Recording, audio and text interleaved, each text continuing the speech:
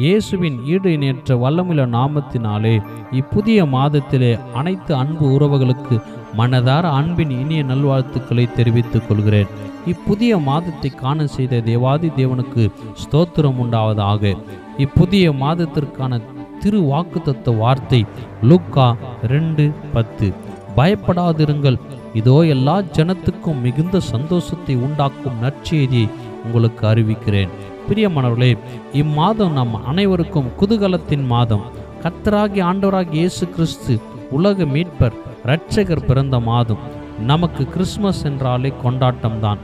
எத்தனை இழப்புகள், ஏமாற்றும், தோல்விகள், கண்ணீர், கவலை, நெருக்கடிகள் இவைகள் சந்தித்த போதும் இவைகளை தாண்டி இம்மாதம் பிறந்தாலே நமக்குள் இனம் புரியாத ஒரு தெய்வீக சந்தோஷம், சமாதானம், குதூகலம் நமக்குள் வந்துவிடுகிறது.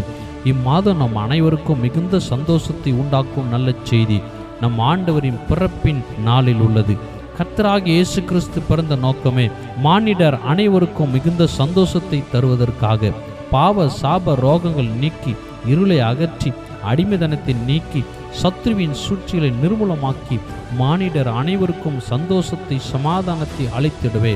ஆம், ஆண்டவர் நம்மோடு இருக்கிறார். பயப்படாதிருங்கள். இம்மாதம் கர்த்தர் நம் வாழ்வில் புதியன காரியங்களை செய்வார். அன்பு சகோதர சகோதரியே, இம்மாதம் கர்த்தரனுக்கு கொடுத்த வாக்குத்தத்தமான வார்த்தைகள் இம்மாத இறுதிக்குள் நிறைவேறும் நிச்சயம். பயப்படாதே, விசுவாசமுள்ளவர்களாக இருங்கள். கர்த்தர் பெரிய காரியங்களை செய்வார். மிகுந்த ஆசீர்வாதம், மிகுந்த நன்மைகள், மிகுந்த அற்புதங்கள், மிகுந்த சமாதானம், மிகுந்த சந்தோஷம், மிகுந்த மனசாந்தி, மிகுந்த சுகம், நலன், மிகுந்த அதிசயமான காரியங்கள் கர்த்தர் இம்மாதத்தில் அருள் செய்வார். தேவையான எல்லாவற்றையும் கொடுத்து ஆசீர்வதிப்பாராக. சந்தோஷமான மாதம், சந்தோஷமான அனைத்து இகபர நன்மைகளை ஈர்ந்து நம் அனைவரையும் ஆசீர்வதித்து கிருபையாய் வழி நடத்துவாராக. ஆமென்.